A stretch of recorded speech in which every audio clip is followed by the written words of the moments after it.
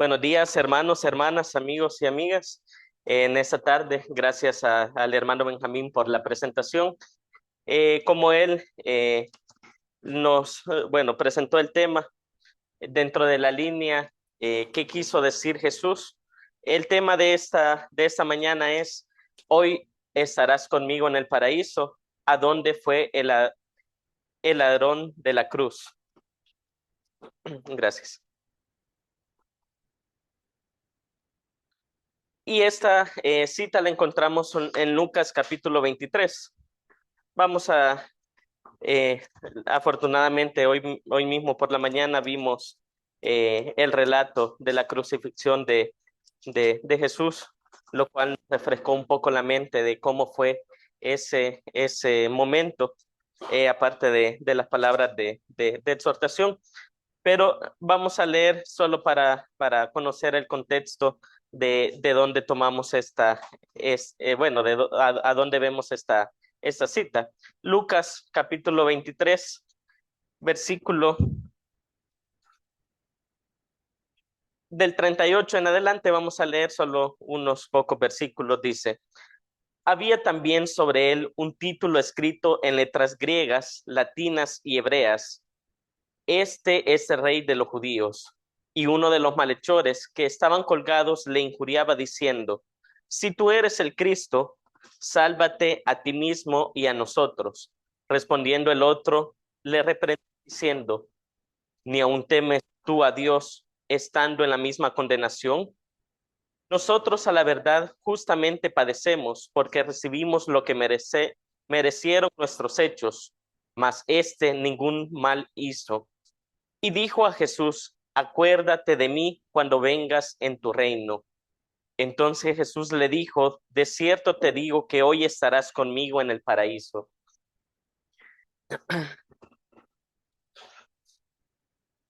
Lo que Lucas realmente nos enseña al registrar estas palabras, muchas gracias, realmente nos deja bastante para meditar. Lo que él quiso transmitir al momento de registrar estas palabras, de registrar este momento, eso que él quiso enseñar, realmente se ha perdido en el camino por una mala traducción. Se ha perdido por una mala comprensión del contexto. Aparte de eso, se ve eclipsado por la discusión de qué le quiso decir Jesús a este hombre. Y a través de esta clase vamos a intentar despejar esas limitantes que eclipsan la verdadera enseñanza. Al finalizar, vamos a meditar un poco qué es lo que realmente le quiso decir Jesús y qué nos dejó qué nos dejó Lucas, perdón, al registrar con un mayor detalle que este evento que los demás evangelistas. Primero, vamos voy a compartir un momento. Ahora sí.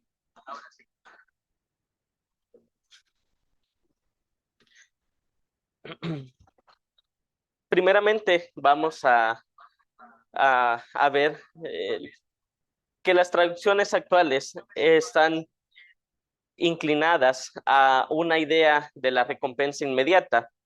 Redactaron la traducción de cierta manera, y a pesar de que muchas traducciones han hecho el intento de traducir de una mejor manera, se mantiene esa inclinación a ver la recompensa que se nos promete como una recompensa inmediata.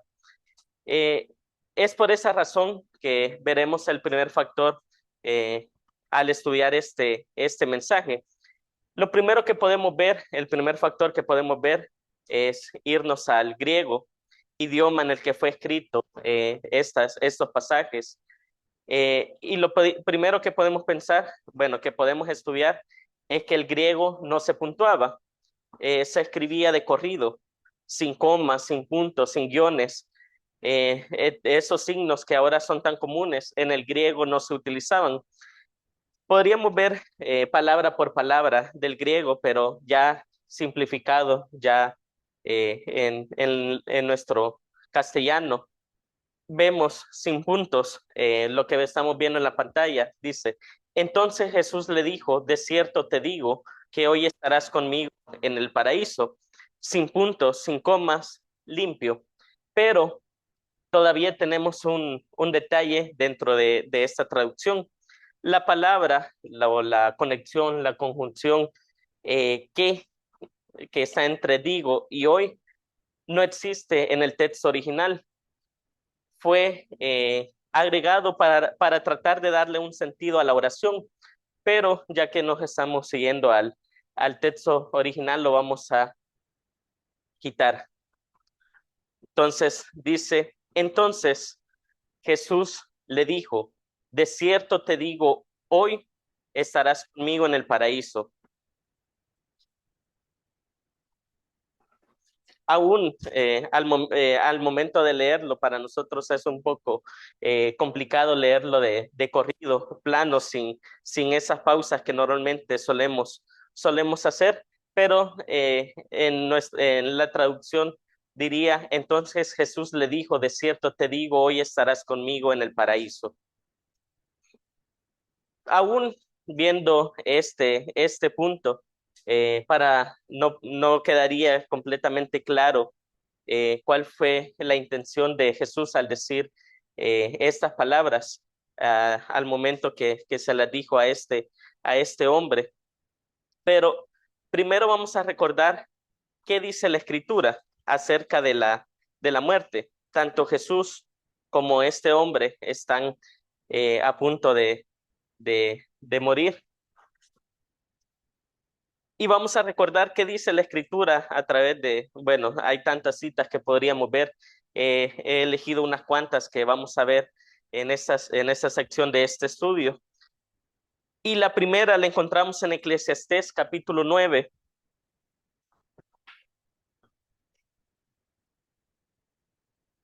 Eclesiastés capítulo 9, del 5 al 10. Son 5 versículos lo que vamos a leer. Eclesiastés 9 del 5 al 10. Si ya lo tenemos, dice, porque los que viven saben que han de morir, pero los muertos nada saben, ni tienen más paga, porque su memoria es puesta en el olvido. También su amor y su odio y su envidia fenecieron ya, y nunca más tendrán parte en todo lo que se hace debajo del sol. Anda y come tu pan con gozo y bebe tu vino con alegre corazón, porque tus obras ya son agradables a Dios. En todo tiempo sean blancos tus vestidos y nunca falte ungüento sobre tu cabeza. Goza de la vida con la mujer que amas todos los días de la vida de tu vanidad que te son dados debajo del sol. Todos los días de tu vanidad, porque esta es tu parte en la vida, en tu trabajo con que te afanas debajo del sol. Todo lo que te viniere a la mano para hacer, hazlo según tus fuerzas, porque en el Seol a donde vas no hay obra, ni trabajo, ni ciencia, ni sabiduría. Eclesiastés nos da a entender que en el sepulcro no hay memoria, no hay conocimiento, describe un estado total de inconsciencia, de tal manera que la misma escritura hace de la muerte un símil con un sueño, con dormir. Primera de Tesalonicenses, capítulo 4.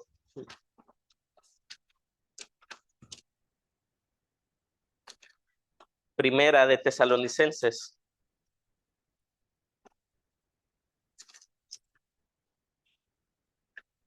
capítulo 4.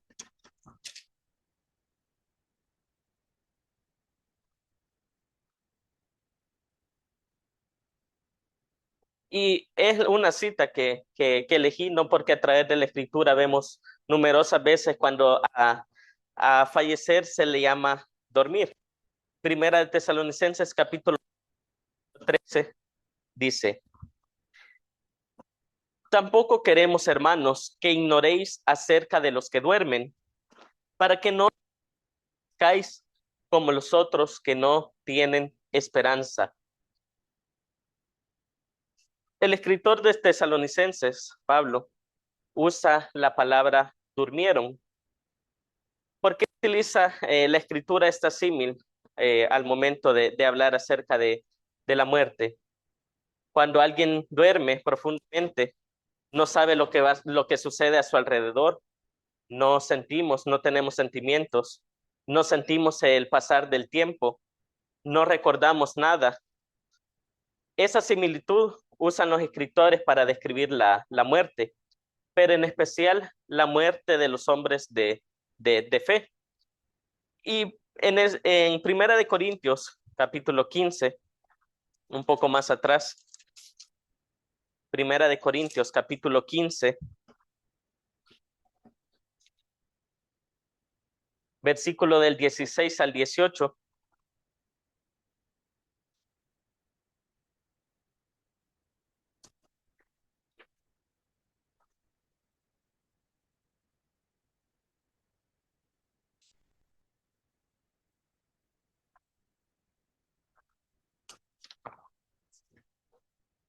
Primera de Corintios 15, del 16 al 18, dice, porque si los muertos no resucitan, tampoco Cristo resucitó. El escritor aquí está defendiendo la resurrección como una de las bases de nuestra fe. Porque si los muertos no resucitan, tampoco Cristo resucitó.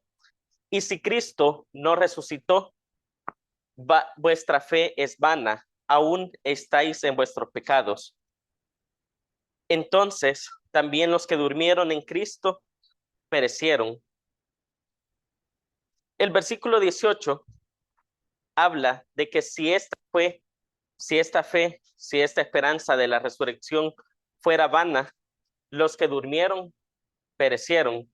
Usa este juego de palabras, mantiene la idea de fallecer, pero usa el símil a decir que durmieron, que al dormir se tiene la esperanza de despertar de nuevo. Y al decir que perecieron, hace entender que ese estado de inconsciencia se mantendrá para siempre. Por eso utiliza esta símil la escritura, porque al decir que durmieron, se tiene la esperanza de despertar, pero al decir que perecieron, hace entender que ese estado de inconsciencia, esa muerte, ya se mantendrá para siempre. Y otra cita en ese mismo capítulo que nos da eh, que entender que era lo que sabían plenamente ellos, era el conocimiento común, era lo que estos hombres de fe creían y a lo que se aferraban. Y es lo que debería de ser nuestra esperanza. Lo encontramos en ese mismo capítulo, versículo 22 y 23, un poquito más adelante. Porque así como en Adán todos mueren, también en Cristo todos serán vivificados, pero cada uno en su debido orden.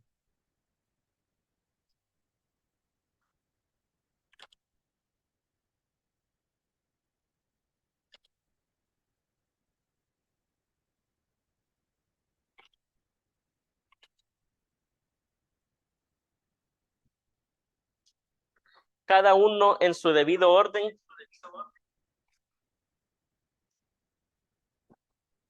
Dice Cristo, las primicias, Cristo primero, luego los que son en Cristo. ¿Cuándo dice? Versículo, no le cambié la cita, perdón. Versículo 23. ¿Cuándo será? Van a despertar los que son de Cristo en su venida. Exactamente. Es bastante claro.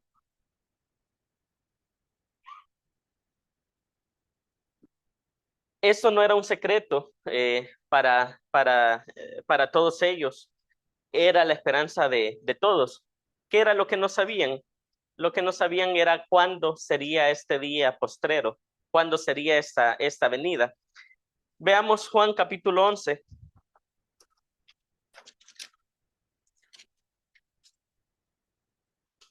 Del 23 al 27. Esta cita la hemos visto numerosas veces para entender qué era lo que estos hombres y mujeres esperaban, cuál era su esperanza.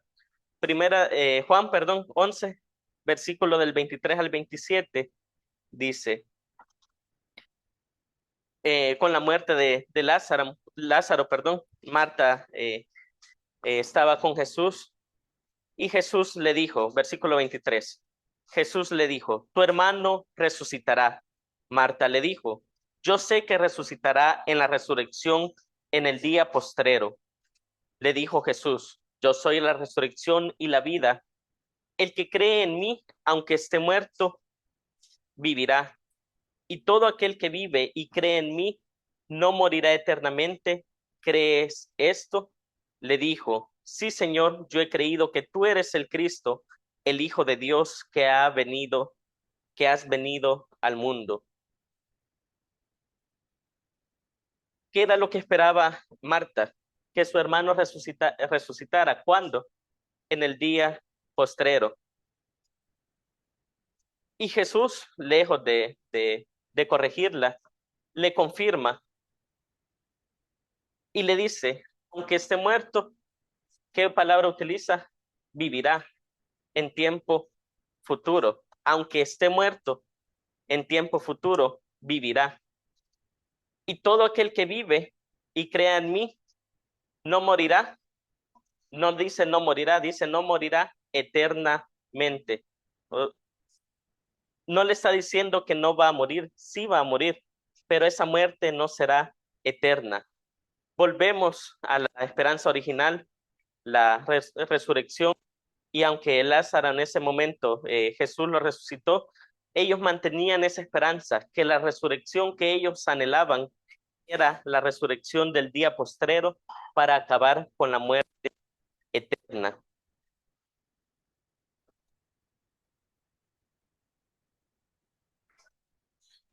Juan 5, versículo 28 y 29.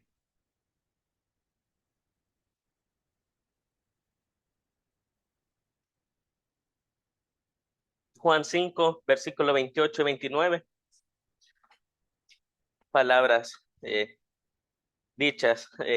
Jesús les está hablando acerca de la venida de su reino.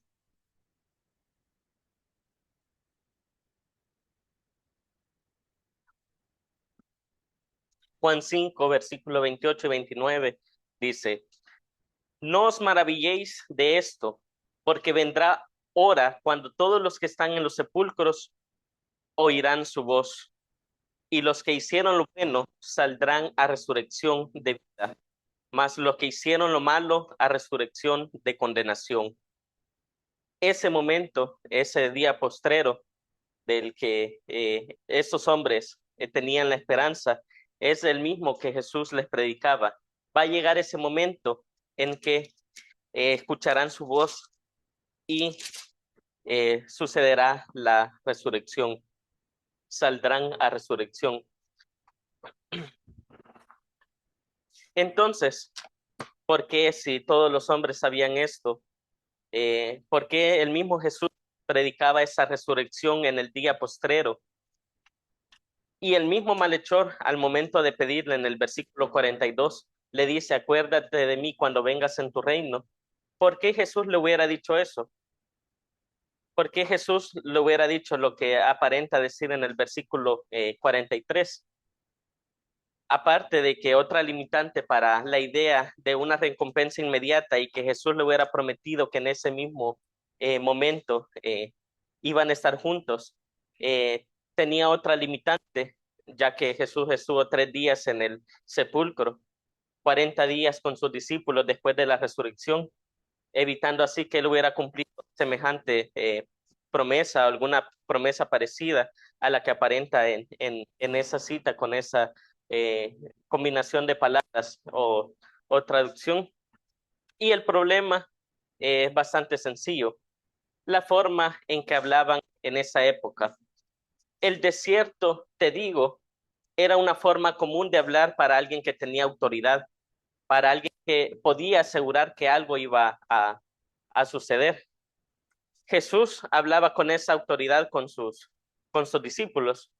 Juan es uno de los que más utiliza esta forma de hablar de Jesús. De cierto te digo, vamos a...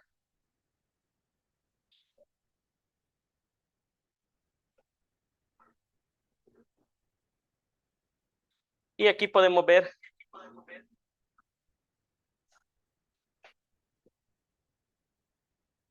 si quisiéramos puntuar y quisiéramos entender realmente de manera correcta cómo lo que Jesús le estaba queriendo decir a este hombre, podríamos ver. Entonces Jesús le dijo, de cierto te digo, hoy estarás conmigo en el paraíso. Al ver esa simple coma en un lugar distinto, lejos de la palabra, de la conjunción que fue agregada, Jesús no le estaba prometiendo que en ese mismo momento eso sucedería. Le estaba hablando con una forma, con una firmeza y una autoridad. Eh, Juan escribió numerosas frases de esa manera para demostrar la solemnidad y la autoridad con la que Jesús hablaba. Y aquí registra que en ese preciso momento él le prometía que eso sería así. Vemos toda la evidencia de qué es la muerte en la escritura, palabras que el mismo Jesús dijo, que eso sería, que la resurrección sería en el día postrero. Y aún este hombre lo que le estaba pidiendo sabía que sería en ese día postrero. Jesús le dice que eso sería así. Jesús le dice que ellos van, que él va a estar en ese paraíso. No importa lo que haya sucedido antes, no importa lo que haya pasado. Jesús le dice, hoy te digo esto, estarás conmigo en el paraíso. Al aclarar esto y al despejar esta idea de una recompensa inmediata, nos deja ver cuál era el verdadero mensaje de estas citas, por qué el escritor registró este suceso con tal detalle, a diferencia de los otros evangelistas. Y lo primero que podemos ver es que aunque las citas, aunque en los diferentes libros, en los diferentes evangelios, a estos hombres se les describe como ladrón, en otras como malhechor, la idea de un ladrón común que toma objetos que no le pertenecen o que entra a escondidas a un hogar a despojar de sus pertenencias a una familia, no tiene sentido. El hecho de que se utilice ladrón dentro de numerosas traducciones no tiene sentido desde un punto de vista histórico y tampoco dentro de un punto de vista lingüístico. El robo común dentro de la Roma no era motivo para crucifixión. El robo común no se le daba este tipo de castigo. La crucifixión estaba realmente guardada para esclavos rebeldes, para sediciosos, para traidores. Aparte, aquí vamos a ver, la palabra griega para hablar de un ladrón común es kleptes, que se traduce como ladrón. De aquí viene la palabra cleptómano, o sea, alguien que toma lo que no le pertenece.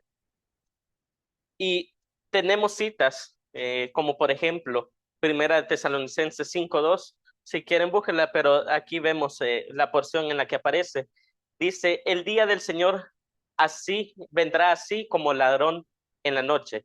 Ahí se utiliza esa palabra cleptes. ¿Por qué? Porque va a venir sin avisar, va a venir sin que las personas se den cuenta. O sea, va a venir de un momento a otro. En cambio, tanto en Mateo como en Marcos, cuando se habla acerca de estas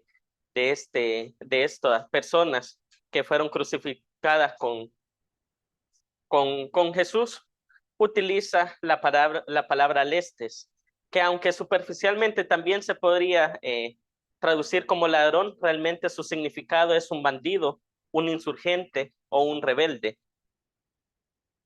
Y la mayoría de traducciones también lo ponen como malhechores, aunque para verlo un poco más claro, elegí otra versión que dice, con él crucificaron a dos revolucionarios o insurgentes, podríamos ver, o dos rebeldes en ese espacio.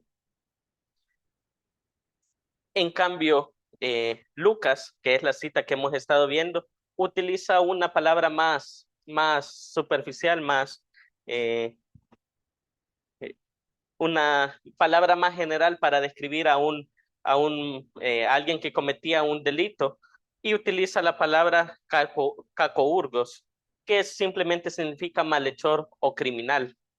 Y Lucas 23:32 dice, llevaban también con él a otros dos que eran malhechores para ser muertos. Pero tanto Mateo como Marcos nos dan pistas de qué eran realmente estos hombres. Detallan cuál fue su verdadero crimen. Detallan que estos hombres eran rebeldes, que los pensamientos de esos hombres era de liberarse del dominio romano. Y ese pensamiento de liberarse del dominio romano era extraño del pueblo, dentro de la nación. No, ese pensamiento de liberarse del dominio romano era común, era bastante común dentro de la nación.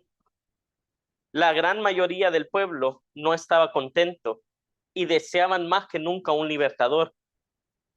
Por esa razón vemos citas como Juan capítulo 6.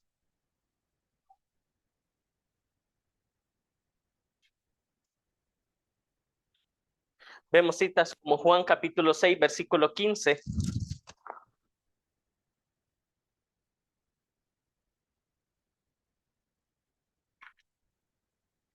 Dice, pero entendiendo Jesús que iban a venir a apoderarse de él y a hacerle rey, volvió a retirarse al monte él solo. Después de que los alimentara y les hablara acerca de la esperanza, él, esa multitud quería llevárselo para hacerlo rey. Y ese pensamiento se mantuvo. Vamos a ver Hechos capítulos 1. Hechos capítulo 1, versículo 6. Entonces, los que se habían reunido le preguntaron diciendo, Señor, ¿restaurarás el reino a Israel en este tiempo? Aún después de su resurrección, seguían en la expectativa de en qué momento él tomaría el poder, si él iba a tomar el poder a la fuerza en ese momento. Posiblemente este hombre, estos dos hombres que estaban siendo crucificados juntamente con él, tenían el mismo pensamiento, ese deseo de ser liberados del dominio romano. Pero ¿cuál fue la diferencia? Que esos hombres quisieron hacerlo por su propia mano, quisieron hacerlo juntos con sus compañeros. Porque sí, este hombre tenía, este hombre al que Jesús le habla, tenía compañeros.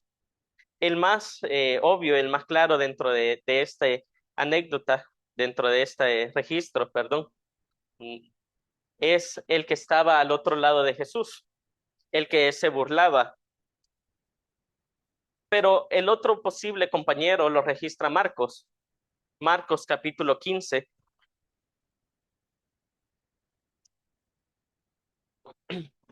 Aquí vamos poco a poco viendo qué era realmente lo que pensaba este hombre, cuál era su estilo de vida antes de ese momento.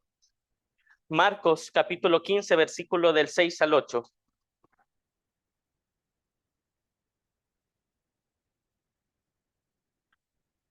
Dice, ahora bien, en el día de la fiesta, les soltaba un preso cualquiera que pidiesen. Y había uno que se llamaba Barrabás, preso con sus compañeros de motín, que habían cometido homicidio en una revuelta. Y viniendo la multitud, comenzó a pedir que hiciese como siempre les había hecho. Y empiezan a pedir que le soltasen a Barrabás. Barrabás tenía compañeros, según nos narra Marcos, que habían hecho exactamente lo mismo que él. Y si ese Barrabás iba en camino a ser crucificado, también sus compañeros. Podemos deducir que estos hombres fueron los que fueron crucificados con Jesús, rebeldes que hacían revueltas y que en una de ellas cometieron homicidio, que querían tomar el poder a la fuerza. Posiblemente Barrabás era su líder, era el más famoso de ellos.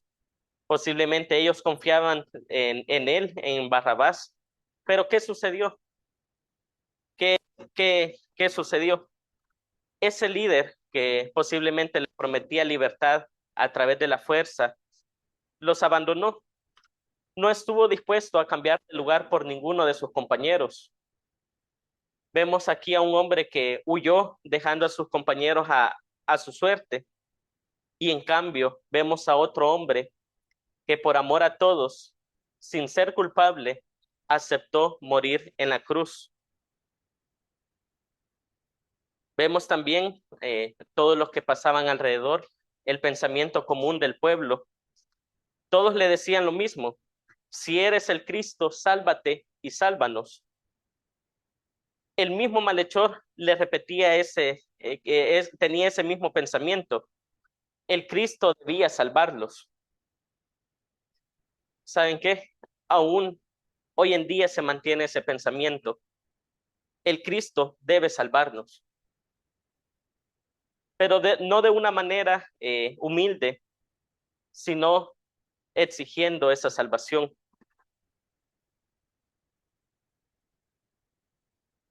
Él mismo estaba en esa cruz con ese objetivo, darnos la oportunidad de salvación.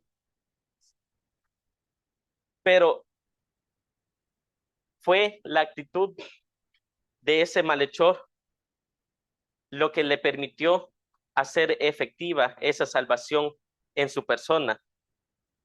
Que entendiera primero que él sí era culpable, que entendiera la responsabilidad de sus actos, que se arrepintiera de ellos y que se aferrara a la que vimos a través de la clase, de resucitar en el futuro reino con Cristo como Rey, después de vivir su vida luchando literalmente para liberarse, entendió las promesas, vio y escuchó a Jesús durante horas, aunque fueron pocas las interacciones, él pudo entender y abrazar las promesas que posiblemente él ya las conocía, pero no las abrazaba de la manera en que él logró llegar a entenderlas. Cuando antes, a través de su vida, luchaba por una libertad, posiblemente confiando en su fuerza y la de sus compañeros, ahora vio a un hombre crucificado y a punto de morir.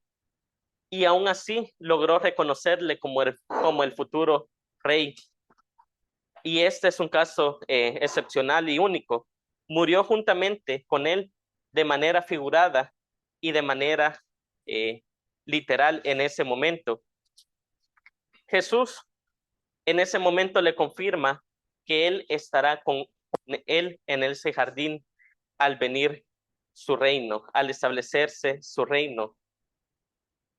Entonces, si la pregunta de la clase es, ¿dónde está ese malhechor? A través de toda la escritura podemos decir con seguridad, está en el polvo, en el sepulcro, pero está esperando el cumplimiento de esa promesa. Para él, ese estado en el que se encuentra, ese estado que la escritura lo asemeja a dormir, para él no ha pasado el tiempo, para él eh, y para todos los que han dormido dice que se sentirá como un cerrar y un abrir de ojos, el fallecer, el dormir, porque cuando los abra, cuando él vuelva a abrir nuevamente sus ojos, él verá lo que Jesús le prometió, que estará con él Y eso mismo debemos buscar nosotros, esa misma seguridad debemos abrazar nosotros, que el momento en que nosotros cerremos nuestros ojos y durmamos, al volverlos a abrir, estaremos con Él en ese reino, que fue lo que él, él, este hombre entendió y le pidió y Jesús le confirmó.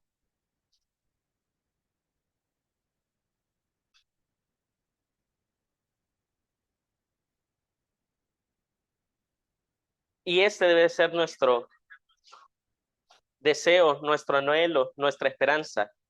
Y dijo a Jesús, acuérdate de mí cuando vengas en tu reino.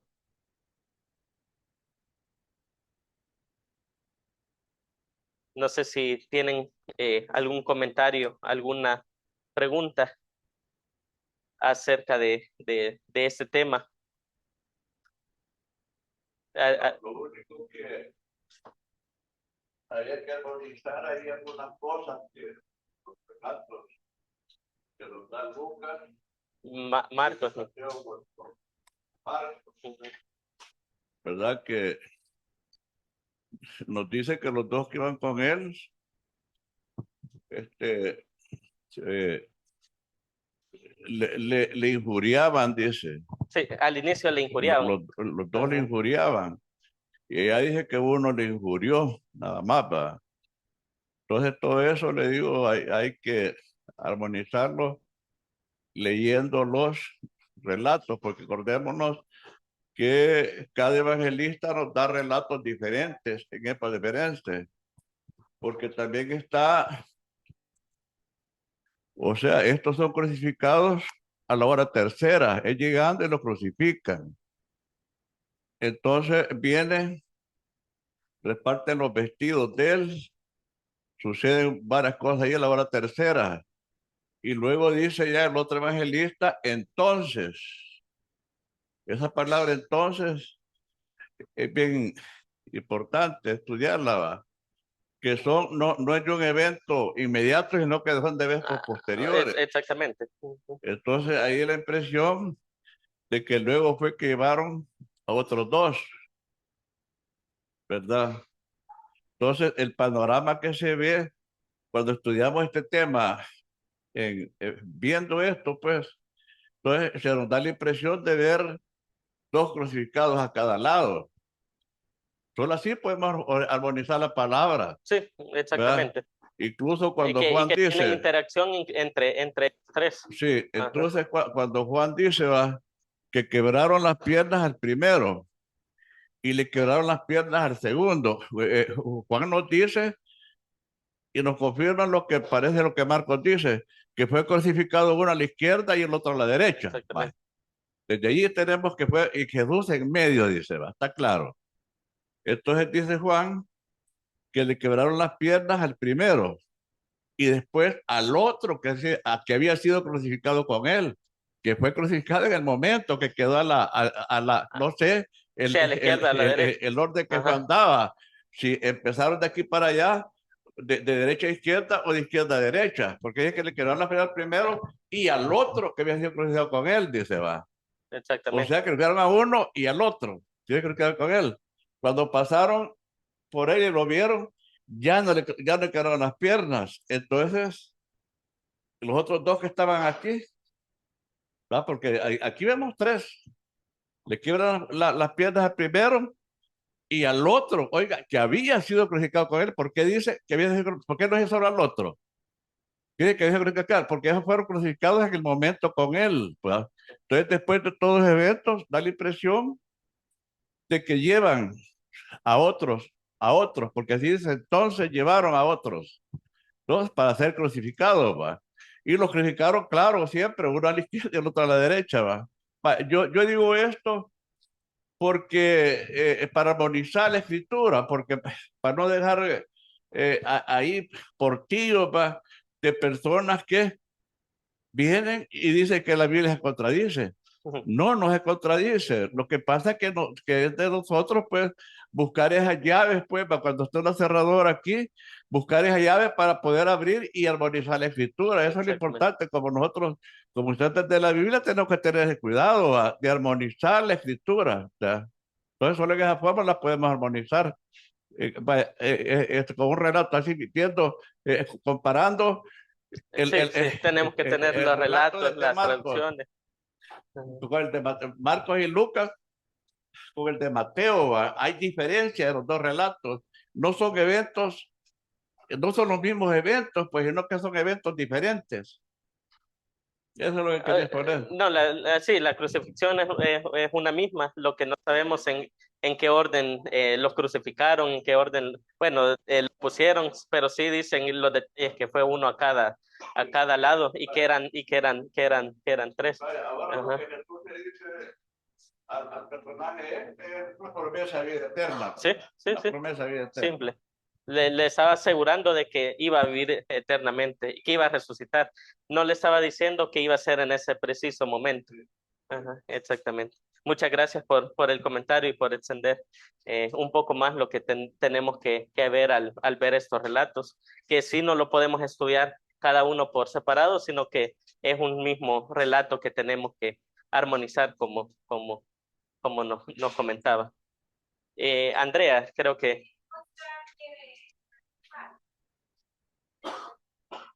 aquí le doy.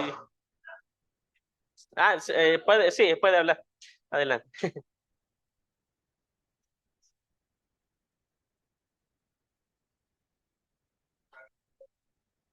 Dios me los bendiga, muy buenos días. Muy buenos días, Dios me los bendiga. Buenos días, le escuchamos perfectamente. Bueno, perdón, bueno. Sí, creo que primeramente felicitarlo, ¿verdad?, por el gran estudio. Esto me hizo profundizar algo que todos, pues en realidad tenemos como hijos de Dios, ¿verdad? En algunos apócrifos al ladrón, y me voy a enfatizar en esto muy, pues para mí muy delicado, se le llama Dimas, o católicos le llaman San Dimas, porque supuestamente él fue al cielo, ¿verdad? Pero este ladrón nos da un buen ejemplo, a diferencia del malhechor, que insultó a Jesús y no mostró su arrepentimiento. Su historia es un ejemplo bíblico más famoso que la de la salvación que se obtiene por gracia y fe, demostrando, hermanos, que nunca es demasiado tarde para el arrepentimiento. El ladrón no tuvo tiempo ni de bautizarse, ni de hacer buenas obras, pero fue salvo por su fe en la soberanía del que estaba a la par de él, que es Cristo.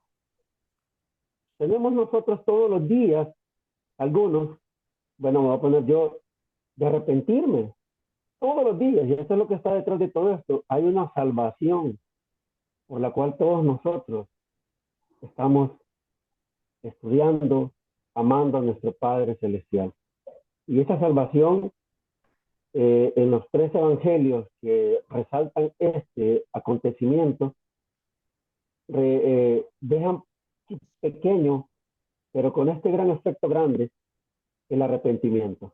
El que podemos arrepentirnos y que podemos tener esa tan anhelada salvación, ¿verdad? Ese es mi punto de vista, hermano. Les agradezco. Gracias y Dios me los bendiga. Gracias, gracias. Solo voy a comentar al respecto. Muchas gracias por su comentario. Y pero es algo que tenemos que tener en cuenta con respecto a la salvación de este hombre. Lo primero, tal vez es que él tenía el conocimiento. Él tenía el conocimiento acerca de este reino venidero, del Cristo que iba a reinar. Él tenía conocimiento acerca de todas estas promesas. Entonces, para esa salvación, este hombre tuvo que conocer y abrazar esas promesas eh, al momento antes de su muerte. Lo segundo que podríamos pensar es lo que la escritura nos dice a través de toda la escritura de pecar voluntariamente. porque muchas veces cuando se habla de arrepentimiento, se habla de errar, o sea, querer hacer el bien, pero fallar al momento. Y tal vez el tercer punto, bueno, tercer punto, no el último, este es un caso excepcional de un hombre que estuvo a la par de Jesús. Y por último, como hombres, como mujeres, no tenemos el conocimiento de cuándo esta muerte nos va a llegar, no sabemos cuándo va a suceder, no tenemos que esperar hasta ese momento, sino como dijo, nos mencionaba Oscar, perdón, tenemos que arrepentirnos continuamente para tener esa seguridad de estar en ese reino. Solo vamos a compartir y después podemos regresar unos minutos en orden de comentarios.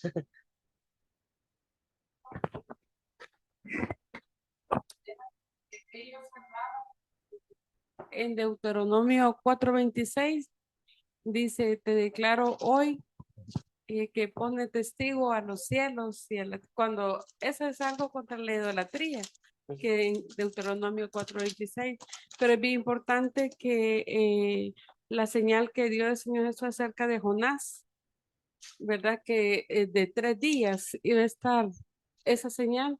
Y cuando el Señor Jesús ya había sido crucificado al tercer día, los guardias y los sacerdotes dijeron, mire, nosotros nos acordamos que en aquel día Él dijo que al tercer día iba a resucitar y mandó. Y bueno, en Lucas,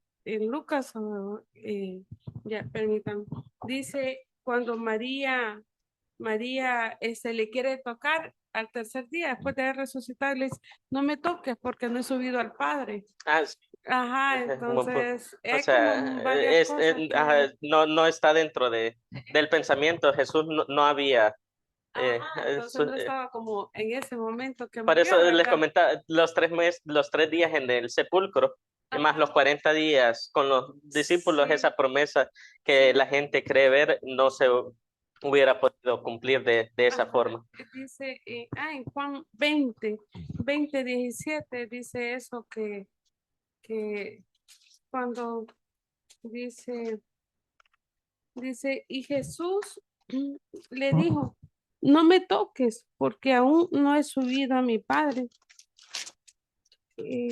mas ve a mis hermanos y diles, subo a mi Padre y a vuestro Padre, a mi Dios y a vuestro Dios. Solamente eso lo dijo al tercer día. Ujú, O sea, gracias. no subió de inmediato. Sí, Solamente. gracias. Eh, Yo lo que pienso es pues, que vaya, ese debate que se da, pues, de que no se bautizó, que, bueno, un montón de cosas que se dice, ¿va? Y prácticamente lo que más relaciona es con el bautismo, pues, ¿va? Que no se bautizó. Yo lo que pienso, pues, de que esta es una muestra más de que la salvación no es por méritos, ¿va? Cuando Dios dice, pues, que aquellos no habían hecho ni bien ni mal, pues, y Dios ya había escogido ¿va? Eh, además, acordémonos, pues, que Él está enfrente del dador de la vida, pues, si Dios, si Jesús es el que da la vida, pues, ¿verdad? Entonces, pero yo más me inclino a que es una enseñanza, pues, de que la salvación no es por méritos, pues, ¿verdad? No es por méritos. Nosotros no vemos que si realmente este hombre había hecho méritos, ¿va? Porque nadie es por méritos, sino que la salvación es por gracia, pues. Y en ese momento Jesús le concede la gracia de la salvación, si él podía hacerlo, pues, ¿va? Él sí, podía hacerlo, él tenía, pues, la autoridad de hacerlo, pues. Y para no estar pensando que esto, que allá, que no se bautizó, que no sé qué, vaya, porque ya eso ya se entra en contienda, va. Entonces, para mí, pues, solamente que es una enseñanza, pues, que la salvación no es por méritos, sí, precisamente. sí, realmente es un punto que se discute bastante, pero y es un caso excepcional, como lo mencionaba, en el cual tal vez no sabemos el trasfondo. Posiblemente, sí, posiblemente no, ninguno de los dos puntos se podría comprobar basado en los relatos, pero lo que sí es que si tenemos el tiempo, si tenemos la oportunidad de hacerlo, tenemos el conocimiento y el que sabe hacerlo bueno y no lo hace, le es pecado. Entonces deberíamos de seguir ese ejemplo de una forma completa. Perdón, se me fue la idea. Deberíamos de seguir ese ejemplo de una forma completa. Y este hombre sí cumplió ciertos requisitos, porque si no, Jesús le hubiera hecho la promesa esta a ambos malhechores, y solo se lo hizo al que reconoció su error, el que reconoció su culpa y se arrepintió y abrazó esa esperanza. Entonces, sí, tenía un conocimiento, exactamente. Entonces, a pesar de que entramos ya al tema de la gracia, y aunque la gracia no es por méritos, sino que es un regalo gratuito, es esa vida que ya no tenemos, o sea, ya estamos muertos porque pecamos. Cristo, bajo su gracia, nos puede dar nuevamente vida, pero siempre tiene unos requisitos que, bueno, es un tema aparte y que tal vez vamos a agregarlo en los futuros temas para ver. Eh, Irma, el micrófono le van a acercar y yo creo que vamos a ir terminando con comentarios. Sí, yo pienso que en esta situación, pues como dice su palabra, que Dios tiene misericordia del que en él quiere. Sí, Y tal vez exactamente. en ese No momento, podemos hablar de cuestionar su autoridad. sí, y tal vez en ese momento fue ese momento de ese ladrón, que en su momento él reconoció que sí, él estaba pagando por lo malo que él había hecho. Y de antemano, pues le dice que se acuerde de él, pues él no estaba pidiendo nada más, sino que se acordara de él. Y lo Exactamente. mismo, pues que usted también dice que puede ser que haya tenido o tuvo ese conocimiento, pero no lo hizo, pero sí reconocía que se había equivocado y que estaba siendo castigado porque lo merecía.